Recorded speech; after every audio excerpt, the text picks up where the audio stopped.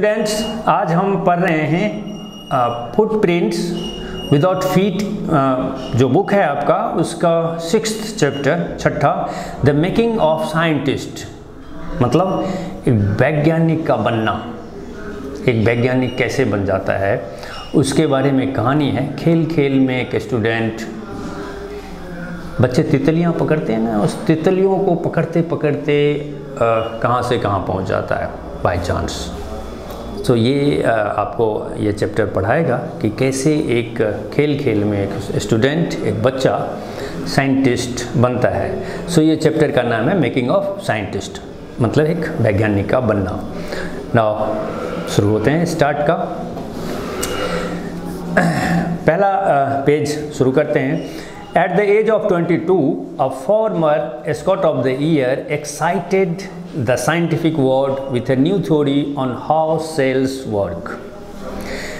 22 वर्ष की उम्र में पहले वो बच्चा कहीं स्कॉट ऑफ द ईयर हो गया। स्कॉट समझते हैं ना, कोई अगवा, समाज सेवा या किसी काम के लिए सो चुना गया था। पहले फॉर्मर है वो, साइंटिफिक दुनिया को, मतलब एक वैज्ञानिक खोज की दुनिया में तहलका मचा दिया है। नया थ्योरी लाया, how cells work. You know cell जो कोशिका होते हैं जिससे हर लिविंग बीइंग फॉर्म होता है।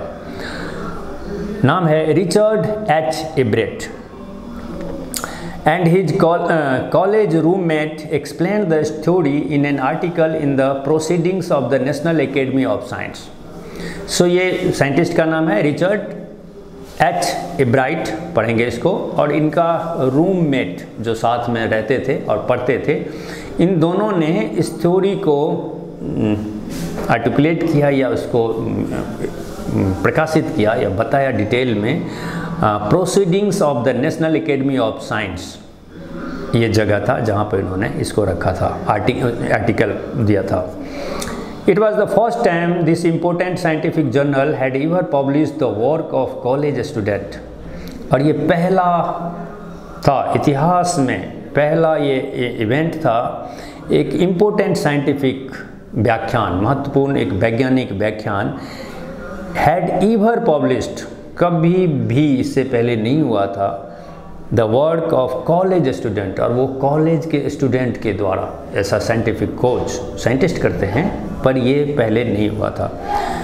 इन sports that would be like making the big league at the age of 15 and hitting a home run your first time at bat for Richard एब्राइट।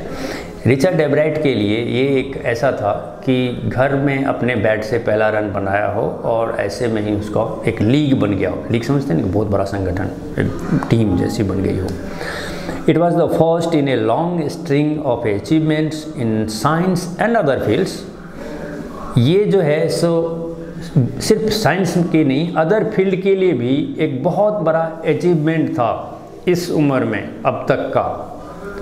सो पूरे जो string है, अगर बोलेंगे सारी दुनिया का एक अगर धागा है इस साइंस में या किसी भी फील्ड में, चाहे स्पोर्ट्स हो, म्यूजिक हो, आर्ट हो, ये अचीवमेंट इस उम्र में एक बहुत बड़ा अचीवमेंट माना गया। And it all started with butterflies, और ये अचीवमेंट स्टार्ट होता है बटरफ्लाई से। बटरफ्लाई तितली। An only child, Ebright grew up north of Reading, Pennsylvania. So only child, अकेला वो बच्चा, एब्राइट नाम है। ग्रू अप होते हैं, बड़े होते हैं नॉर्थ में ऑफ रीडिंग, पढ़ते हुए। पेंसिल्वानिया जगह का नाम है, यहाँ से पढ़ते हुए। There wasn't much I could do there, he said. वो खुद जो है एब्राइट, वो कहते हैं कि वहाँ ज़्यादा कुछ करने के लिए नहीं था। I certainly couldn't play football और baseball with a team of one. निश्चित रूप से मैं किसी फुटबॉल या बेसबॉल नहीं खेल सकता था किसी टीम के साथ। But there was one thing I could do, collect things. पर एक चीज़ था जो मैं कर सकता था, वो था थिंग्स को कलेक्ट करना। होते, किसी किसी को एक पैसन होता है किसी चीज़ों को इकट्ठा करने, कोई एंशियंट चीज़ें इकट्ठा करते हैं, कोई कुछ लोग, कोई बहुत ज़्यादा चश्मा का शौक़ पाल लेते हैं, कोई बहुत ज़्यादा जूते रखने के शौक़ पालते हैं, कोई ड्रेस के लिए, अलग अलग लोगों के अपने अपने फैशन हैं। तो इनका भी कलेक्ट थिंग्स, बच्चों का एक जुनून में से एब्राइट का भी एक जुनून था। सो ही डिड, और यही उसने किया। एंड डिड ही एवर, और हमेशा ही किया। बिगिनिंग इन किंडरगार्टन, किंडरगार्टन समझते हैं बच्चों का जो बाल विहार होता है, जहाँ से बच्चे डेवलप करते हैं, खेलते हैं, कूदते, पढ़ते, कुछ कुछ सीखते हैं। सो किंडरगार्टन कहते हैं बच्चों का सबसे, जिसको कहते हैं नर्सरी टाइप का। एब्राइट collected butterflies with the same determination that has marked all his activities. सो एब्राइट जो है सो बटरफ्लाई कलेक्ट किया करते थे विद द सेम डिटर्मिनेशन, मतलब रोज़ वही डिटर्मिनेशन जो बाकियों का किसी और चीज़ में हो सकता था। That has marked all his activities, और वही उनके सारे एक्टिविटी को मार्क किया करता था, मतलब उनके सारे क्रियाकलाप घुमा फिरा के वहीं पे होते थे बटरफ्लाई एक्टिविटी में, कलेक्शन में। He also collected rocks, fossils and coins, और इसके अलावा वो रॉक्स, चट्टानों को, अजीब अजीब टाइप के पत्थर को भी इकट्ठा करते थे, स्टोन पेबल्स या किसी चीज़ों को। फॉसिल्स, फॉसिल्स मतलब अवशेष, कुछ सड़ी गली किसी जीवाश्म का जो बचा हुआ कोई चीज़ होता है, वो भी पत्थरों, पहाड़ों में, जंगलों में कहीं दिख जाते हैं। जैसे सितुआ का कोई चीज़ होता है, सितुआ में से वो निकल गया और वो बच गया कोई चीज़, तो ये फॉसिल्स वगैरह में आएंगे। एंड क्वाइंस, पुराने प्राचीन क्वाइंस वगैरह भी। He became an eager astronomer too. So एक उत्सुक एस्ट्रोनॉमर भी बन गए, अंतरिक्ष के मामले में भी इनको बहुत ज़्यादा दिलचस्पी थी। सो वो चीज़ों के साइंस में भी। Some time star gazing all night, कभी कभार तो सारी रात तो स्टार को ही घूरते रहते थे। सो ये है पहला पेज आपका 6th चैप्टर का। अभी ये पेज ख़त्म होता है, अगले पेज में जाने से पहले एक बार इनको समअप कर लेते हैं छोटा सा, और वो ये है कि अभी तक जो हमने इसमें हमें बताया गया है वो है कि 22 साल की उम्र में एक लड़का एक ऐसा बहुत बड़ा कारनामा कर जाता है जो इतिहास में पहले कभी हुआ नहीं, और वो भी कॉलेज लेवल पे साइंटिफिक रिसर्च हो जाता है, और वो एक इतना बड़ा रिसर्च जो दुनिया बदल देता है। और उसकी स्टार्टिंग होती है खेल खेल में तितली पकड़ने से। अब आगे नेक्स्ट पेज पर चल के देखेंगे कि ये आगे कैसे डेवलप होता है कहानी। सो नेक्स्ट पेज पे आ गए। From the first he had a driving curiosity along with a bright mind. पहले क्लास से ही उसमें एक ब्राइट माइंड के अलावा एक ड्राइविंग क्यूरियोसिटी भी था, ड्राइव सीखना भी, किसी भी चीज़ को, कुछ भी, ये क्यूरियोसिटी भी। He also had a mother who encouraged his interest in learning. एक माँ थी इनका जो इनको प्रोत्साहित करती थी इनके लर्निंग में, सीखने में, कुछ से कुछ नया चीज़, कुछ भी सीखने में। ड्राइविंग सीखनी हो, स्विमिंग सीखनी हो, या फिर क्लाइंबिंग सीखनी हो, anything. She took him on trips, bought him telescopes, microscopes, cameras, mounting materials and other equipment and help him in many other ways.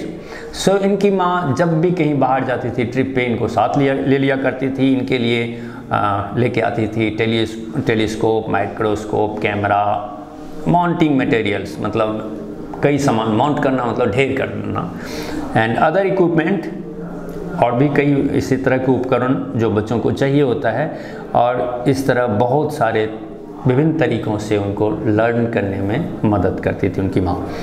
I was his only companion until he started school, his mother said. उनकी माँ कहती है कि मैं अकेली उसकी दोस्त थी जब तक उन्होंने स्कूल जाना स्टार्ट किया।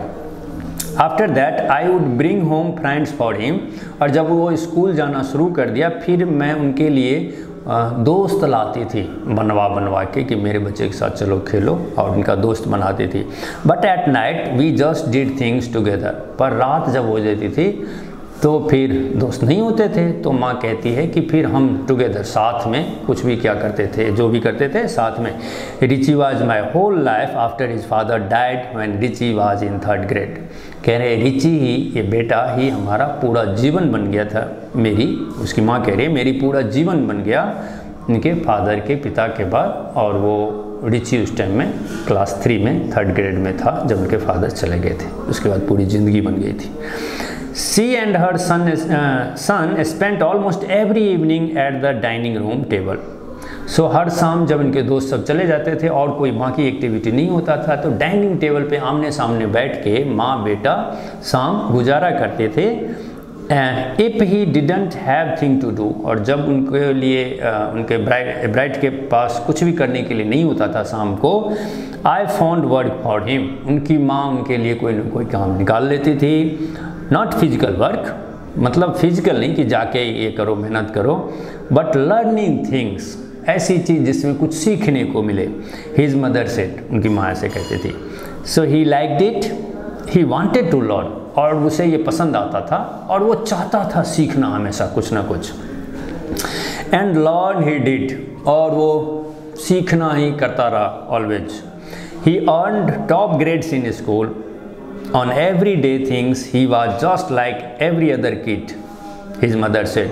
सो कह रहे हैं कि हर एक रोज़ जो स्कूल में कुछ ना कुछ जो एक्टिविटी होता है, हर एक्टिविटी में कुछ ना कुछ वो टॉप ग्रेड में आता था, बढ़िया करता था, और वो ठीक वैसे ही था जैसे बाकी बच्चे होते हैं। मतलब कुछ भी एबनॉर्मल नहीं, कुछ भी ऐसा नहीं कि आप उसको कह सकते हैं कि एक बहुत एक्स्ट्रा ऑर्डिनरी कोई स्टूडेंट है, ऐसा कुछ नहीं।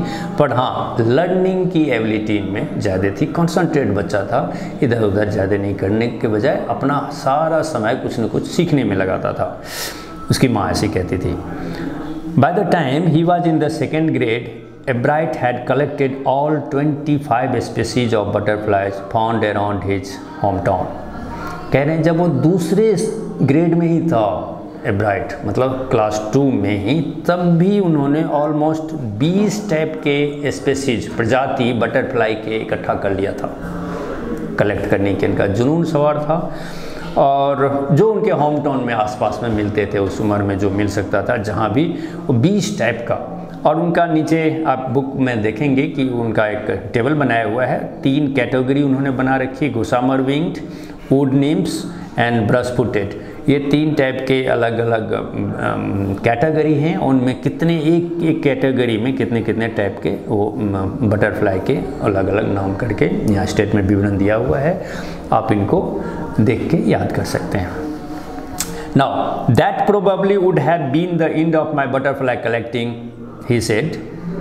एब्राइट कहता है कि शायद ये जो कलेक्शन है इसके बाद अब कुछ बचा नहीं था, तो शायद ख़त्म हो जाता बटरफ्लाई कलेक्टिंग का अब ये सिलसिला, कुछ और शायद होता। But then my mother got me a children's book called the travel of monarch X. तब मेरी माँ ने मेरे लिए एक बच्चों का बुक लाया, वो बुक का नाम था the travels of monarch X book था, माँ ने लाके इनको दिया। That book which told how monarch butterflies migrate to central America open the world of science to the eager young collector. और उस बुक, मतलब वो बुक ये कहता था कि मोनार्क बटरफ्लाई एक कैटेगरी होती है, वो कैसे माइग्रेट करती है, सेंट्रल अमेरिका तक जाती है किसी मौसम या जो भी वजह है, जैसे माइग्रेट्स करते हैं पशु और पक्षियाँ वगैरह। सो उस बुक में इस तितली के बारे में था, ये मोनार्क बटरफ्लाई होते हैं कि कैसे और किस परिस्थितियों में वो करते हैं। और ये इन्फॉर्मेशन जो है so open the world of science, विज्ञान की दुनिया को एक नया खिड़की खोल दिया ईगर यंग कलेक्टर, और युवा जो कलेक्ट करने वाले थे उनकी उत्सुकता को बढ़ा दिया इसके तरफ। तो इस तरह ये दूसरा पेज ख़त्म होता है। तो इस पेज को अगर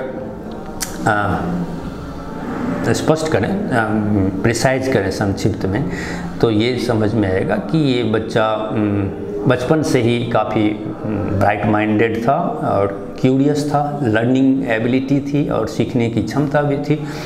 माँ ने काफ़ी डेडिकेशन इनके प्रति माँ की थी, और माँ ने काफ़ी हेल्प किया, सब कुछ हर तरीके से जो अपने बेटे के लिए माँ कर सकती थी उन्होंने किया, और इनका एब्राइट ने भरपूर फ़ायदा उठाया बिना किसी मिसयूजिंग के। उनकी पूरी कैपेसिटी बिल्कुल फोकस थी और इन्होंने बहुत कुछ किया। कैसे उन्होंने जब क्लास 2 में पढ़ते थे तब तक, मतलब इनके फादर तो तब मरे जब ये क्लास 3 में थे और ये क्लास 2 में ही पढ़ रहे थे, तब तक इतनी बटरफ्लाई उन्होंने इकट्ठा कर लिया था। तो ये उनका, और ये बटरफ्लाई इकट्ठा करने का था कि उम्र के साथ साथ ये आदत छूटने ही वाला था, लेकिन एन वक्त पे उसकी माँ ने किताब ला के दी। उसको पढ़ने के बाद अब इनका जो है सफ़र असल में स्टार्ट होता है यहाँ से। सो चलते हैं नेक्स्ट पेज, 3rd पेज पे। पे शुरू होता है।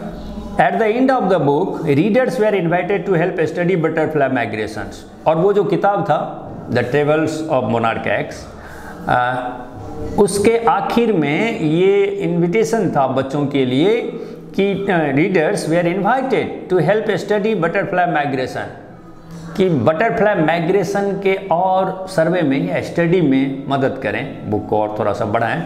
दे were asked to tag butterfly for research by doctor Frederick.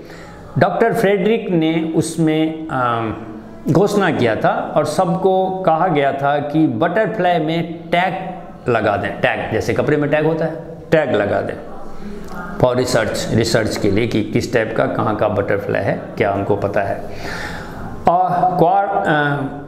और cohort of the university of Toronto Canada, और ये जो थे मिस्टर डॉक्टर फ्रेडरिक, वो अर्क्वाहर्ट थे। ये एक तरह से सरनेम है किसी इलाके का, जैसे अपने यहाँ ठाकुर चौधरी वगैरह होते हैं, इस टाइप का कुछ होगा। वो यूनिवर्सिटी ऑफ टोरंटो कनाडा के थे।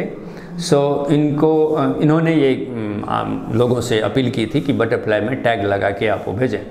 Ebright's mother wrote to doctor Urquhart and soon Ebright was attaching light adhesive tags to the wings of monarch. So एब्राइट की माँ ने इसको, ये डॉक्टर फ्रेडरिक को भेजते हैं, डॉक्टर अर्क्वाहर्ट हैं सेम उनको, और जल्द ही एब्राइट जो है so light adhesive tag, light मतलब हल्का, एधेसिव मतलब चिपकने वाला टैग, पंख में, अब सोचिए तितली के पंख में टैग अटैच कर देते हैं, विंग्स में, मोनार्क तितली में। एनीवन, और उसमें लिख देते हैं anyone who found a tagged butterfly was asked to send the tag to doctor Urquhart. और इस पर लिख देता है कि जिस किसी को भी ये टैग वाला तितली मिलता है वो डॉक्टर अर्क्वाहर्ट तक ये पहुंचा दें या भेज दें। The butterfly collecting season around Reading last 6 week in late summer. So butterfly collecting season generally वो एक सीज़न होता है, जैसे अभी गर्मी और उमस वाला टाइम हो या बारिश के टाइम हो, इसमें तितलियाँ होती हैं। तो इस सीज़न में जो 6 सप्ताह कैसे कैसे उन्होंने उसको कलेक्ट किया, वो नीचे आपको इस बुक में मिल जाएगा। एक टेबल बनाया कैसे पहले सप्ताह उन्होंने क्या क्या, आप देखेंगे कि ऑल 6 टाइप के स्पेसीज उन्होंने पहले सप्ताह कलेक्ट किया, दूसरे सप्ताह सिर्फ 4 टाइप के थे, तीसरे सप्ताह 3 टाइप के, चौथे सप्ताह में 2 टाइप के, और ये लगभग 8वें सप्ताह तक 2 टाइप के ये स्पेसीज हैं। और 9वें और 10वें सप्ताह में सिर्फ 1 टाइप की ब्रश फुटेड बटरफ्लाई ये कलेक्ट कर पाए। सो ये 6 सप्ताह का एक स्टडी दिया हुआ है कि कैसे उन्होंने कलेक्ट किया है। If you are going to chase them one by one you won't catch very many. अब वो कहते हैं, एक सलाह देते हैं कि अगर आप एक एक करके चेज करने जाओगे तो फिर बहुत ज़्यादा आप नहीं पकड़ पाओगे। So the next step for Ebright was to raise a flock of butterfly। तो उसने अगला कदम उठाया ये कि खुद ही रेज करो, मतलब रियरिंग, पालो बटरफ्लाई को, सो दैट कि एक एक करके पकड़ेंगे, फिर लाएंगे, फिर उसमें टैग लगाएंगे, भेजेंगे, फिर नेक्स्ट जब तक मिलेगा नहीं भेज नहीं सकते हैं। तो ये बहुत बड़ा काम हो गया था। तो इन्होंने उसको रीडिंग शुरू कर दिया, ग्रो करना, रेज करना उनको। He would catch a female monarch, एक फीमेल मोनार्क पकड़ता, take her eggs and raise them in his basement through their life cycle. So female monarch को लिया, उनसे एग निकलवाया और उनको पालना शुरू किया अपने घर के बेसमेंट में थ्रू देयर लाइफ साइकिल, पूरे लाइफ साइकिल में, from egg to caterpillar to pupa to adult butterfly. So जैसे जैसे उसके स्टेज हैं वो सारे उनके पास ही, उनके आंखों के सामने होता है। Then he would tag the butterflies wings and let them go, और तब वो उनके पंखों पे वो टैग लगा देते हैं और उड़ा देते हैं। For several years his basement was home to thousands of monarch in different states of development, different stage of development.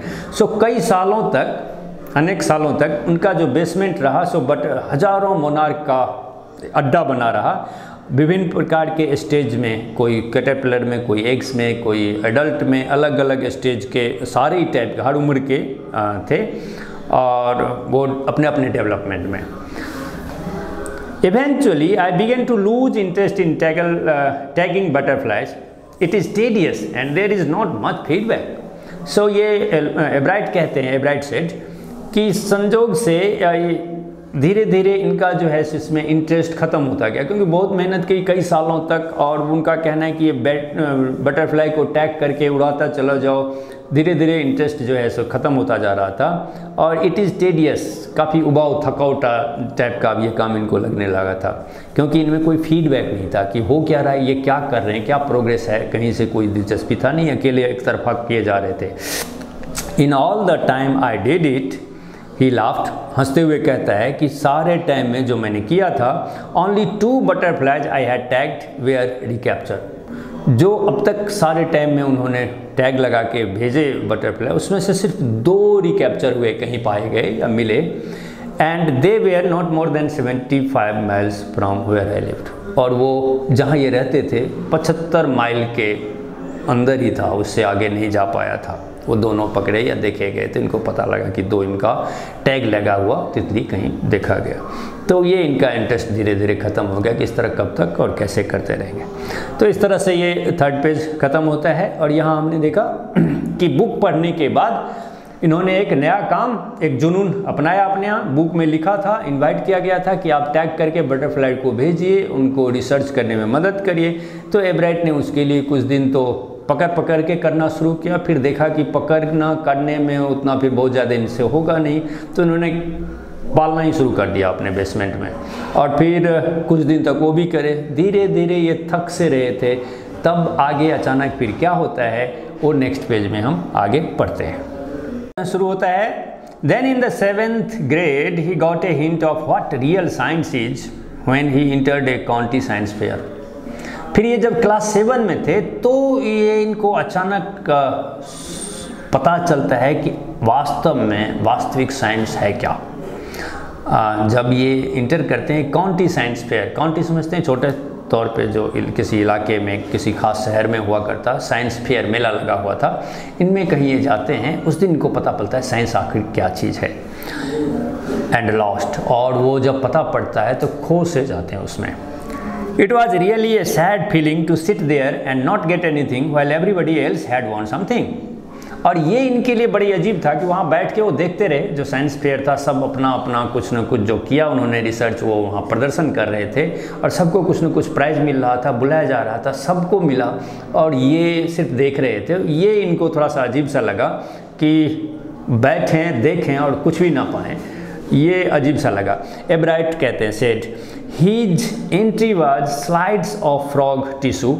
वहाँ पे जो जिनको विन हुआ था या जो साइंस प्रदर्शनी वहाँ पे चल रहा था, उनमें था स्लाइड्स ऑफ फ्रॉग टिश्यू, मेढक के टिश्यू का स्लाइड। यू नो स्लाइड जैसे छोटे छोटे पीस नहीं कहेंगे उसको, स्लाइड अलग होता है। आपको ये समझा सकता हूँ कि शीशे का एक जो स्लाइड होता है, जैसे हमारा ब्लड टेस्ट होता है, निकाल के यहाँ से ड्रॉप उस पर अलग अलग स्लाइड अलग अलग करके जो रखी जाती है, ये अलग अलग स्लाइड होते हैं। सो टिश्यू के स्लाइड्स इस टाइप का वहाँ पे दिखाया था, विच ही सोड अंडर ए माइक्रोस्कोप, जिसको वो माइक्रोस्कोप से शो कर रहा था, दिखाया था। ही रियलाइज्ड, अब यहाँ एब्राइट रियलाइज करते हैं, the winners had tried to do real experiment, not simply make any display.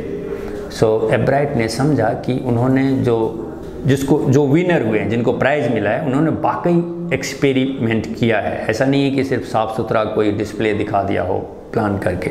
सो उन्होंने एक्सपेरिमेंट किया है, जो उन्होंने प्रदर्शन किया। मतलब जिज्ञासा लोगों की जनती है, लोगों को अंडरस्टैंड में आता है कि क्या हुआ है।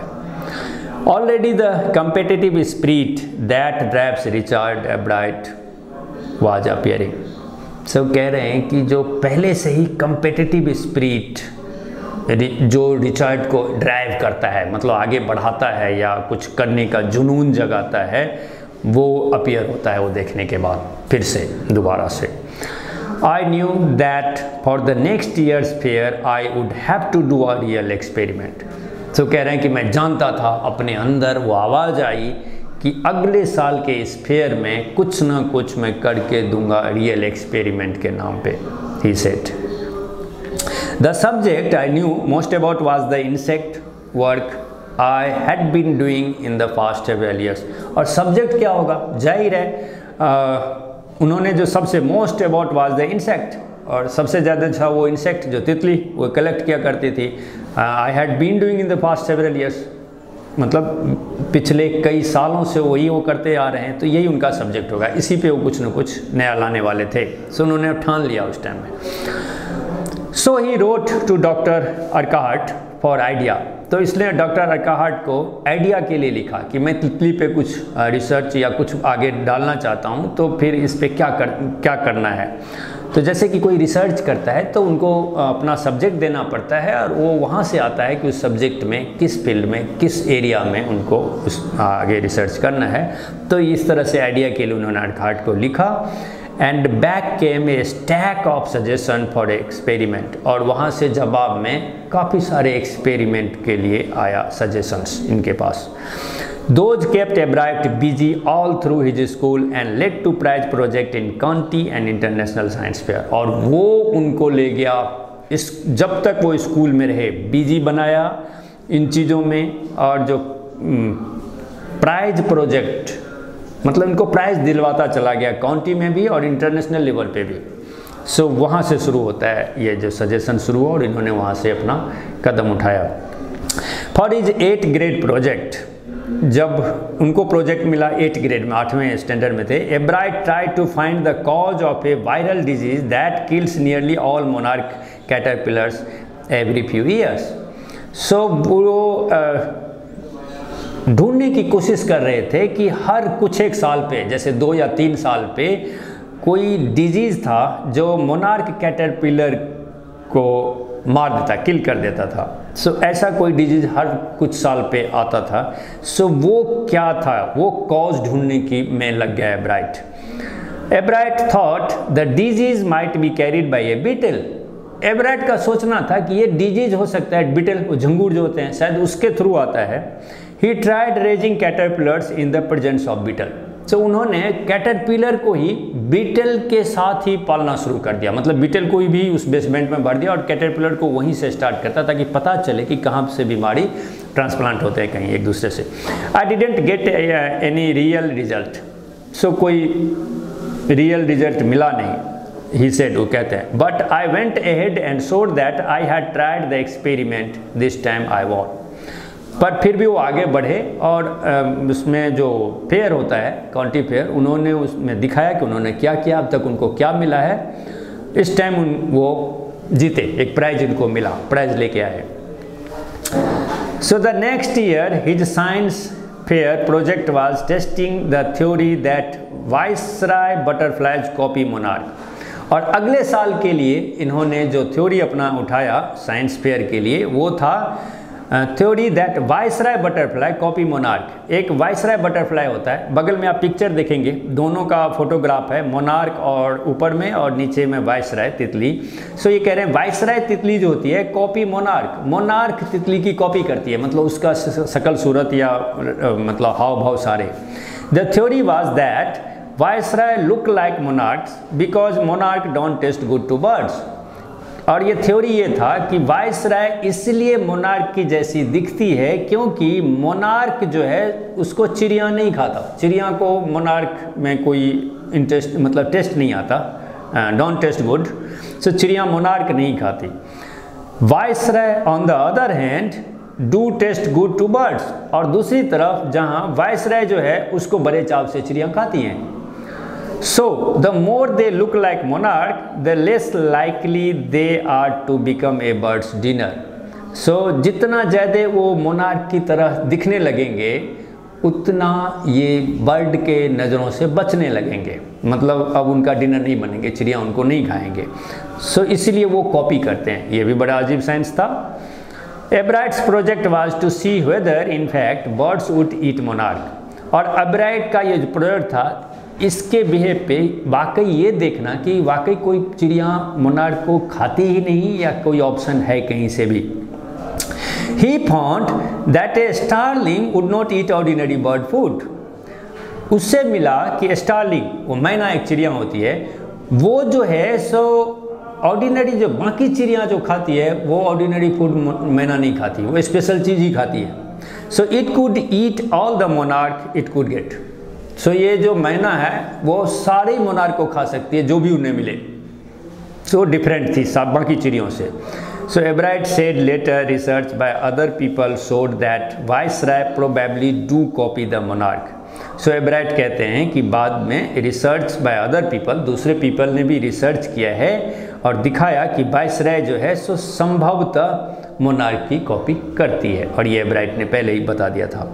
So this project was placed first in the zoology division and third overall in the country science fair. और ये प्रोजेक्ट जो है सो सबसे पहले इन्होंने प्लेस किया जूलॉजी डिवीज़न में अपने स्कूल में, और उसके बाद तीसरी बार overall in the county science fair, जो काउंटी साइंस का मेला लगता है जिसमें ये पहली बार गए थे और जहाँ से इन्होंने प्रेरणा ली थी वहाँ पे इन्होंने शो किया था।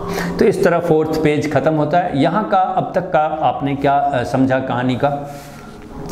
आपने समझा कि कैसे वो रियल साइंस का हिंट मिलता है, उनको मौका मिलता है एक काउंटी फेयर में जाने का, और वहाँ उन्होंने फ्रॉग के स्लाइड्स वगैरह करते हुए शो करते हुए किसी स्टूडेंट को देखा। यहाँ से इनको मिला कि मैं भी कुछ कर सकता हूँ। इनके दिमाग में फिर अचानक से आया कि ये क्या करेंगे, इनका तो मोस्टली तितलियों में क्या है और बहुत कुछ तितलियों के बारे में इनको पता है, तो ये तितली पर ही कुछ करेंगे। फिर इन्होंने वहाँ के जो डॉक्टर अर्काहर्ट हैं या फ्रेडरिक कहेंगे, उनको ये आइडिया के लिए लिखते हैं, वहाँ से सारे बता दिया कि वो क्या क्या तितली पे रिसर्च कर सकते हैं, बहुत सारा उन्होंने आइडिया दिए। अब ये एक एक करके आइडिया को लिया। पहले उन्होंने क्या लिया था कि कैसे कोई डिजीज़ हर कुछ साल पे मोनार्क को ख़त्म कर देता है, कोई डिजीज़ आता है तो उस वायरस का पता करें। दूसरा इनका था टॉपिक कि वाइसराय जो एक तितली होती है वो मोनार्क को कॉपी करती है। सो अब तक ये 2 उन्होंने प्रोजेक्ट दिए हैं और उन्होंने शो किया और विन भी, जीता भी प्राइज। अब चलते हैं आगे, ये कैसे कैसे चलता है कहानी, नेक्स्ट पेज पे जाके देखते हैं क्या है। 5th chapter. In his second year in high school, Richard Ebright began the research that led to his discovery of an unknown insect hormone indirectly. So, इनके स्कूल के second year in high school में, दूसरे साल में, Richard Ebright began the research, उन्होंने शुरू किया, led to his discovery of an non insect hormone, और वो रिसर्च उनको ले गया इंसेक्ट के हार्मोन की डिस्कवरी, खोज की तरफ। इनडायरेक्टली मतलब डायरेक्टली उस पर नहीं जाते हैं, किसी दूसरे टॉपिक रिसर्च से शुरू करते हैं और अचानक से पहुंच जाते हैं हार्मोन के तरफ। So it also led to his new theory on the life of cells, और वहीं से नया एक और थ्योरी निकलता है, लाइफ ऑफ सेल्स, जिस सेल से हम सबका सारे जीव का निर्माण है। यहाँ उनको नया एक साइंटिफिक एक नया रिसर्च शुरू होता है यहाँ से। सो क्रम से, नॉट डायरेक्टली, इनडायरेक्टली वहाँ पहुँचते हैं। The question he tried to answer was simple, जिस सवाल का जवाब वो देने की कोशिश कर रहे थे वो बहुत सिंपल था। What is the purpose of the 12 tiny gold spot on A monarch पीपा? मोनार्क का जो पीपा होता था बहुत छोटा सा, वहाँ पे 12 छोटे छोटे गोल्ड स्पॉट होते थे। स्पॉट यू ना धब्बा, बिंदु जिसको कहते हैं, पॉइंट, इस तरह से गोल्ड कलर के 12 स्पॉट होते थे पीपा के ऊपर। ये उनको लगा कि पीपा के ऊपर ये इतने शानदार डिजाइन से 12 स्पॉट क्यों और कहाँ से?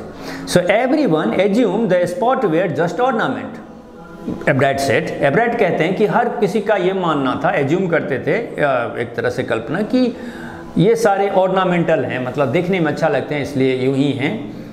But doctor Urquhart didn't believe it, पर डॉक्टर अर्काहर्ट ये मानने वाले नहीं थे कि यूं ही हो ही नहीं सकता, इंसान यूं ही करते हैं मनोरंजन के लिए, नेचर कभी भी यूं ही कोई काम नहीं करता, हर चीज़ में रहस्य है और बहुत बड़ा रहस्य है, उसको समझने वाला चाहिए।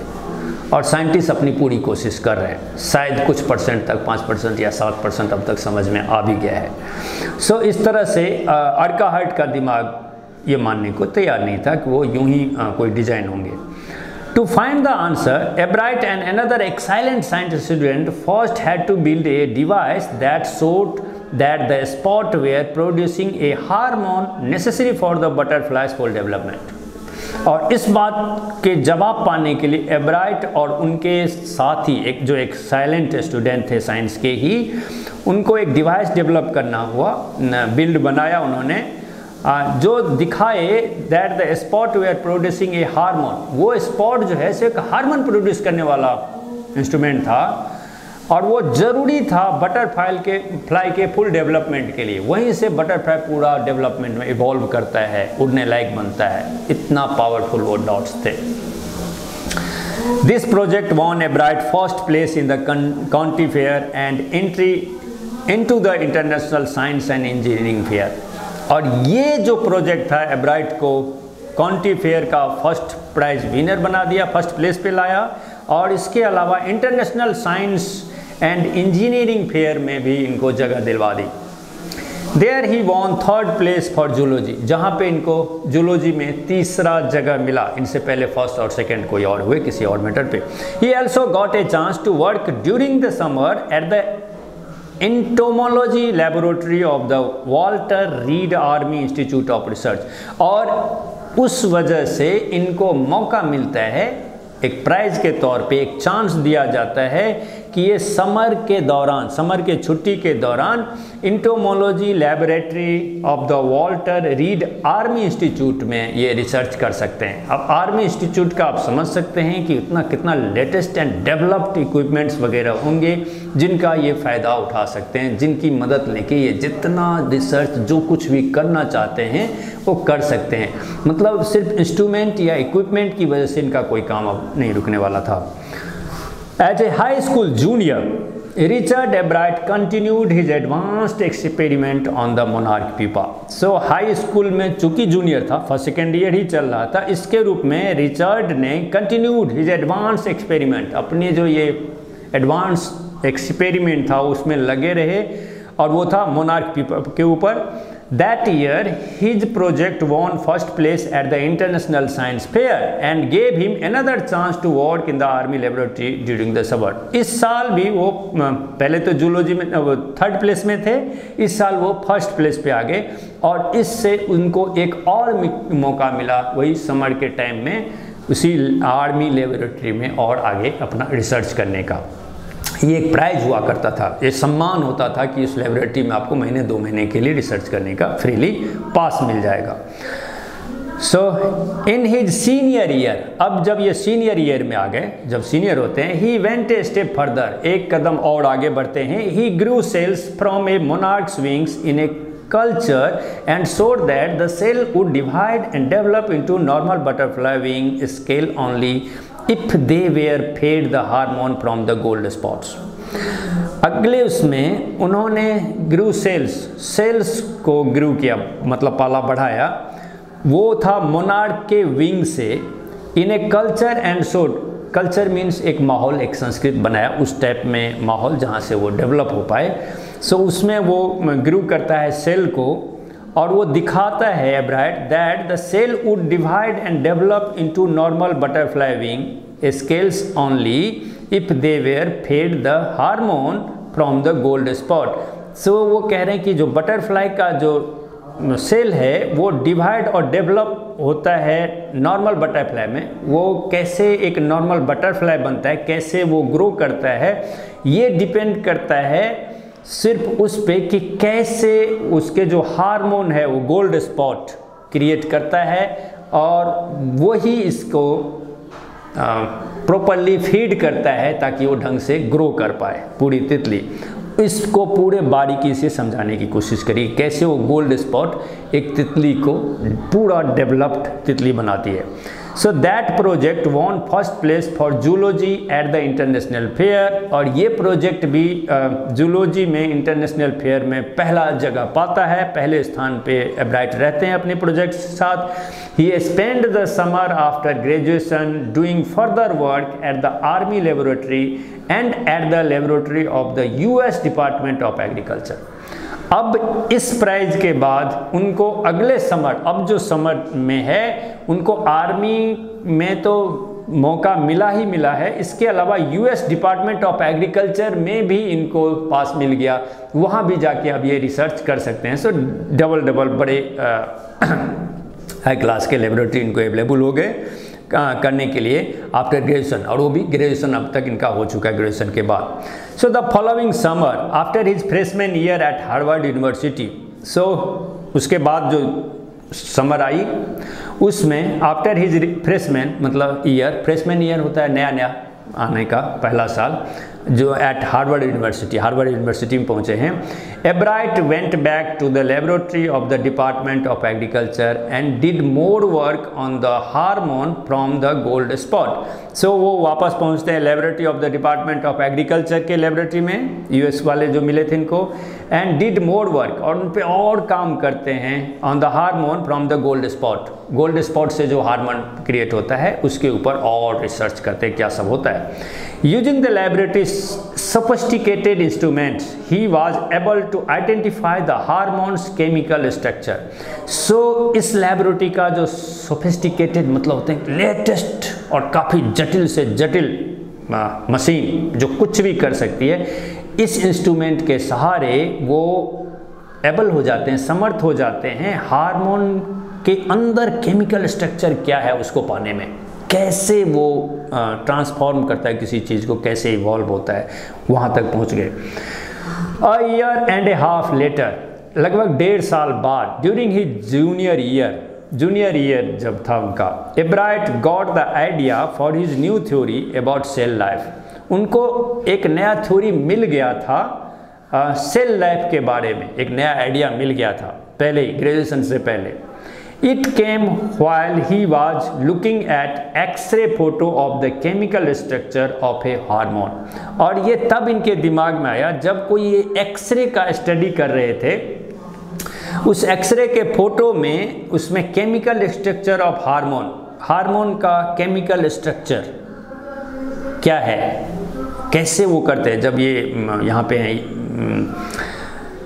ये सोफिस्टिकेटेड मशीन के द्वारा जो उस पर ये रिसर्च कर रहे हैं आर्मी एग्रीकल्चर लैब में, वहाँ इनको ये मिलता है केमिकल स्ट्रक्चर का, कैसे हार्मोन ग्रोड होता है, कैसे कैसे चेंज होता है। जब वो फोटो और एक्सरे को देख रहे थे स्टेप बाय स्टेप, तब इनके दिमाग में सेल लाइफ का भी वहाँ से कुछ पहचान मिला। So when he saw those photo, जब उन फोटो को इन्होंने देखा, एब्राइट डिडंट शॉट, एब्राइट चिल्लाए नहीं। नया चीज़ आने पे जनरली जो हम शौक होते हैं और वो ऐसे करके कुछ एक्सक्लामेशन देते हैं, वैसा कुछ भी नहीं हुआ। और वो यूरो का कोई फ्रेंड या कुछ ऐसा होगा, या यूरो का कोई आश्चर्य एक्सक्लेमेटरी वर्ड हैं जिन पे उन्होंने नहीं चिल्लाए। और even I have got it, और ये भी नहीं कि हाँ मुझे मिल गया कुछ, but he believed that along with his finding about insect hormones, the photo gave him the answer to one of biology's puzzle। पर उनका मानना था कि ये जो फाइंडिंग है जो उनको मिले हैं अबाउट इंसेक्ट हार्मोन के अलावा, इसके अलावा फोटो ने उनको दिया है एक ऐसा आंसर जो बायोलॉजी के लिए एक पजल बन जाएगा, पजल जो कंफ्यूजिंग एक सवाल बन के खड़ा हो जाएगा। How the cell can read the blueprint of its DNA.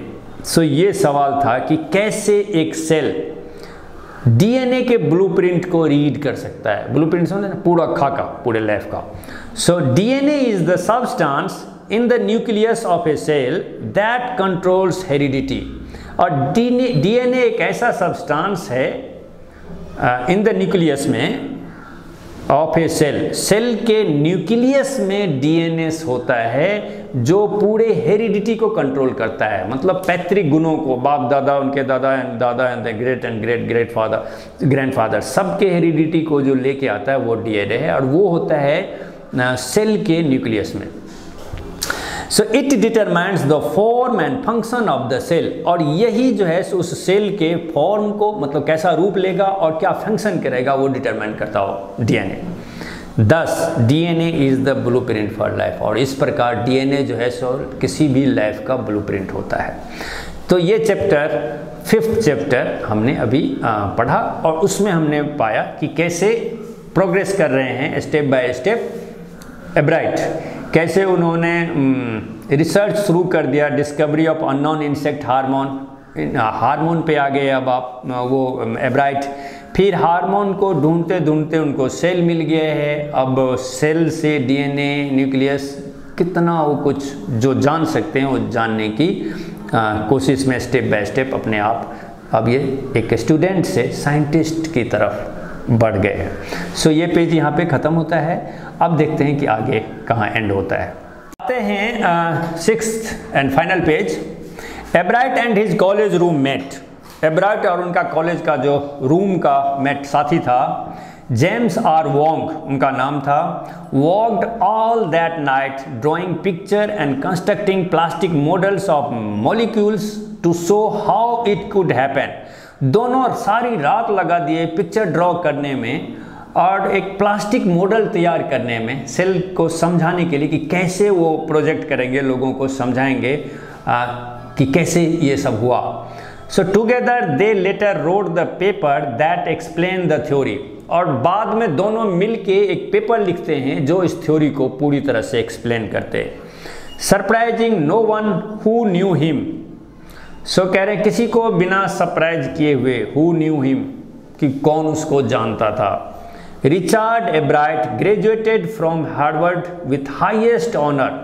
Richard Ebright ने हार्वर्ड यूनिवर्सिटी से हाईएस्ट ऑनर सम्मान के साथ ग्रेजुएट बनते हैं। Second in his class of 1510, 1510 student में दूसरे स्थान पे आते हैं। Ebright went on to become a graduate student researcher at Harvard Medical School. और एब्राइट आगे बनते हैं एक graduate student researcher. So student researcher, ध्यान रखिए ये बहुत बड़ा अचीवमेंट है। रिसर्चर होते हैं ग्रेजुएट स्टूडेंट, वो रिसर्चर होते हैं आप आफ्टर पोस्ट ग्रेजुएशन, और यहाँ पे है ग्रेजुएट रिसर्चर। और at Harvard Medical Science School में there he began doing experiment to test his theory. और यहाँ पे वो शुरू करते हैं अपने एक्सपेरिमेंट को, अपने थ्योरी को टेस्ट करना practically. If the theory prove correct, अगर ये थ्योरी करेक्ट प्रूव होता है, it will be a big step towards understanding the process of life. अब लाइफ के प्रोसेस को समझने के लिए ये बहुत बड़ा एक अचीवमेंट होगा। So it might also lead to new idea for preventing some types of cancer and other diseases. और इस तरह से ये जो है सो नए आइडिया को भी लीड करेगा, हमें ले जाएगा, जो पता कर पड़े कि वो जो कैंसर या इस तरह के भयानक डिजीज को कैसे प्रिवेंट किया जाए, कैसे उससे बचा जाए।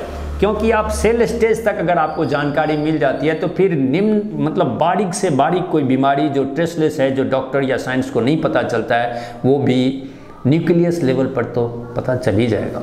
सो वहाँ तक अगर रिसर्च हो जाता है, पता पड़ जाता है, तो फिर कुछ भी असंभव नहीं रह पाएगा, कम से कम किसी बीइंग को ठीक करने के लिए, इलाज ट्रीटमेंट के लिए। So all of this is possible because of एब्राइट scientific curiosity. और ये सब संभव होने वाला था सिर्फ एब्राइट के ये वैज्ञानिक क्यूरियोसिटी, जिज्ञासा, कुछ खोजने की। His high school research into the purpose of the spot on a monarch pupa eventually led him to his theory about cell life. High school का जो इनकी जो रिसर्च करने की वो जिज्ञासा जनी कि वो प्यूपा में वो गोल्ड 12 स्पॉट क्यों हैं, यहाँ से रिसर्च करने की जो वो उन्होंने ठानी, अब वो पहुँच गए उसको। इवेंचुअली संजोग से वो लेके आ गया एब्राइट को एक ऐसे थ्योरी पे जो about tell cell life. So cell life के बारे में बताने वाला है। Richard Ebright has been interested in science since he first began collecting butterfly. Richard एब्राइट कह रहे हैं कि उनका जो इंटरेस्ट होता है तो तब से रहा साइंस में, जब से वो बटरफ्लाई कलेक्ट कर रहे थे। पर साइंटिस्ट बनने की अभी कोई ख्वाब नहीं था उस टाइम में, but not so deeply that he hasn't time for other interest.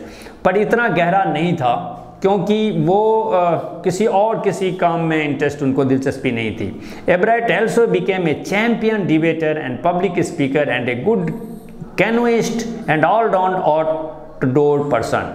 सो इसके अलावा एब्राइट कहते हैं कि वो एक चैंपियन डिबेटर भी बने, डिबेट बहस करके किसी के साथ किसी भी पॉइंट पे बड़ा बहस कर सकते हैं, वो चैंपियन बने। पब्लिक स्पीकर मतलब कंसर्ट में जाके पब्लिकली भाषण दे सकते हैं, बोल सकते हैं। गुड कैनोइस्ट, एक अच्छा नाविक, नाव भी खेल सकते हैं। ऑल राउंड आउटडोर पर्सन मतलब बाहरी पर्सनैलिटी के मामले में ऑल राउंड, हर चीज़ करने लायक। He is also an expert photographer, एक अच्छा फोटोग्राफर भी हैं, particularly of nature and scientific exhibit, खास करके प्रकृति और वैज्ञानिक एग्जिबिट जो प्रदर्शनी होता है उसकी फोटोग्राफी बहुत अच्छी लेते हैं। So in high school Richard Ebright was a straight A student. High school में रिचर्ड एब्राइट जो है सो बिल्कुल A grade A straight student थे। बिकॉज लर्निंग वाज ईजी, क्योंकि लर्निंग इनके लिए ईजी था। He turned a lot of his energy toward the debating and Model United Nations Club. So अपनी एनर्जी को इन्होंने रुख दिया डिबेटिंग और मॉडल यूनाइटेड नेशन क्लब के तरफ, दोनों के तरफ। He also found someone to admire, Richard A Weiherer. उनको एक आदमी मिला जो इनकी काफ़ी प्रशंसा करते हैं और वो उनका नाम है Richard A Weiherer. He is social studies teacher and adviser to both club. और ये जो रिचर्ड ए वेरर हैं वो सोशल स्टडीज टीचर हैं जो इनको रिचर्ड एब्राइट को पढ़ाते थे, सोशल स्टडीज कराते थे और एडवाइज़र भी हैं दोनों क्लब के। So mister Weiherer was the perfect person for me then. So कह रहे हैं, ये एब्राइट कहते हैं कि तब ये वेरर जो है सो मेरे लिए परफेक्ट पर्सन थे, मतलब इंस्पायर करने वाले, एक idol. He opened my mind to new idea, Ebright said. Ebright कहते हैं कि उन्होंने ही नए आइडिया की तरफ मेरे माइंड को खोला, मतलब रास्ता दिखाया। Richard would always give that extra effort, mister Weiherer said. अब मिस्टर वेरर रिचर्ड एब्राइट के बारे में कहते हैं कि ये जो है सो हमेशा एक्स्ट्रा एफर्ट दिया करता है, मतलब जनरल से अधिक। What pleased me was, here was the person who put in 3 or 4 hours at night doing debate research, besides doing all his research with butterflies and his other interest. So वीरर, वो जो इनके admirer हैं, वो कहते हैं कि ये what pleased me, जो मुझे प्लीज करता है, आनंद देता है या जिससे मुझे खुशी होती है, वो आदमी ये है एब्राइट, जो 3-4 घंटा रात को डिबेट के रिसर्च में लगा रहता है और इसके अलावा doing all the research with butterfly, butterfly पे भी सारे रिसर्च करता है और इसके साथ साथ अदर इंटरेस्ट जो भी है इनका उनमें भी लगा है। मतलब इतने सारे इंटरेस्ट और ये सारे एफर्ट्स, सो उनको बड़ा आश्चर्य करता है और आनंदित करता है मिस्टर वेरर को। Richard was competitive, mister Verrer continued. और आगे मिस्टर वेरर ये भी कहते हैं कि रिचर्ड जो है सो काफ़ी कम्पिटिटिव। कम्पिटिटिव मतलब ये कि दूसरों को कंपटीशन नहीं देना, compete करने की भावना, किसी चीज़ को अप टू मार्क होना, अपडेट होना, अपने आप को उस लेवल तक पहुंचाना। This quality was with him but not in a bad sense. So Verrer कहते हैं कि इनका वो जो कंपेटिटिवनेस है वो बैड सेंस में नहीं है। ही एक्सप्लेन, आगे वो उनको एक्सप्लेन करके बताते हैं। Richard wasn't interested in winning for winning sake और winning to get a prize. So वो आगे इसको डिस्क्राइब करते हैं कि रिचर्ड जो है सो जीतने में इंटरेस्टेड, दिलचस्पी नहीं रखते हैं सिर्फ इसलिए कि उनको जीतना है। जनरली हम लोग 99.9% लोग क्या होते हैं कि हम जीतते हैं क्योंकि हमें जीतना है, जीतने में अच्छा लगता है कि लोग हमारी प्रशंसा करें, ओ ये जीत गया। पर रिचर्ड के साथ वो कहते हैं कि he wasn't interested in winning for winning sake और winning to get a prize, इसके लिए वो नहीं जीतते।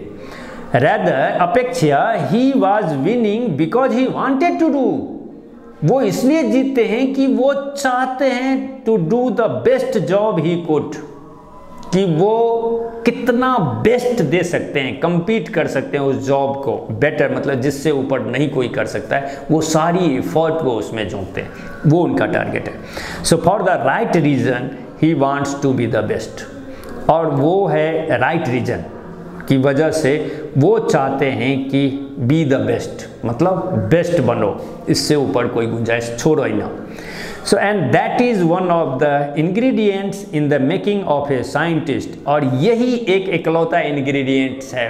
इंग्रेडिएंट समझते हैं ना, वो इम्पोर्टेंट जो मसाला होता है या जो मेन तत्व होते हैं जिससे कोई चीज़ फॉर्म होता है। सो वो जो एक साइंटिस्ट बना सकता है वो इंग्रेडिएंट्स में ये रिचर्ड एब्राइट में है। Start with a first rate mind, add curiosity and mix in the will to win for the right reason. So start with a first rate mind. First rate mind से start, add curiosity, उसमें अपनी जिज्ञासा को जोड़ो, and mix in the will, और उसमें will power को mix करो, to win for the right reason, ताकि किसी right reason में, wrong नहीं, नुकसान करने का या कुछ वो पावर हासिल करने का नहीं, right reason, वजह भी सही हो, इस चीज़ के लिए बढ़ो आगे। एब्राइट हैज़ दीज क्वालिटीज, और एब्राइट में सारे क्वालिटी हैं। From the time the book, जब से वो किताब the travels of monarch X उनके हाथ लगा, open the world of science to him, उनके लिए साइंस की दुनिया का दरवाज़ा खुला। Richard Ebright has never lost his scientific curiosity, और उसके बाद उन्होंने जो क्यूरियोसिटी उनके अंदर जो साइंटिफिक जिज्ञासा जगी वो कभी भी न धूमिल हुआ, लॉस्ट का तो कोई सवाल ही नहीं है। ये है कहानी अभी तक का, या फिर ये समझिए कि ये कहानी का सार है जो ख़त्म हुआ। किस तरह एक बच्चा तितली पकड़ते पकड़ते और एक बहुत बड़ा खोज विश्व को दिया, और वो है सेल लाइफ का, जिस सेल लाइफ से अब संभव हुआ है, हमारे मेडिकल साइंस इतना डेवलप किया है कि काफ़ी हार्ट से हार्ट डिजीज़ को या किसी भी चीज़ को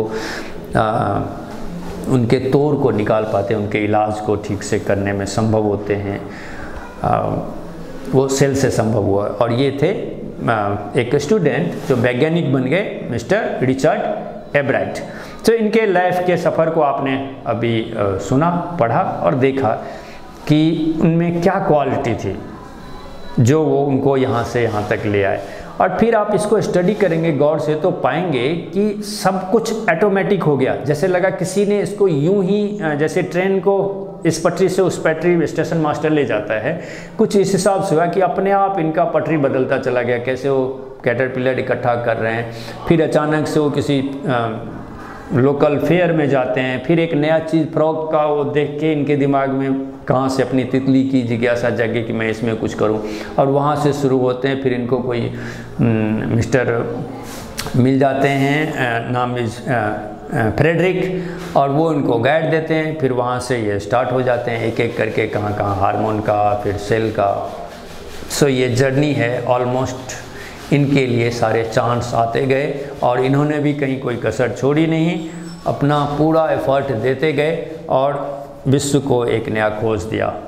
सो ये था हमारा चैप्टर मेकिंग ए साइंस, मतलब एक वैज्ञानिक का बनने का सफ़र कैसे होता है वो आपने देखा। Thank you. हमारा वीडियो पसंद आने पर हमारे चैनल्स को लाइक और सब्सक्राइब करना ना भूलें। बेल आइकन दबाने से आपको नए वीडियोस का नोटिफिकेशन मिलता रहेगा। बेहतर अध्ययन के लिए इज़प का मोबाइल ऐप डाउनलोड करें। इज़प के साथ जुड़े रहने के लिए हमसे फेसबुक, ट्विटर और इंस्टाग्राम पर भी जुड़ें। हमारे वीडियोस आपको ऐसे ही मिलते रहेंगे। धन्यवाद।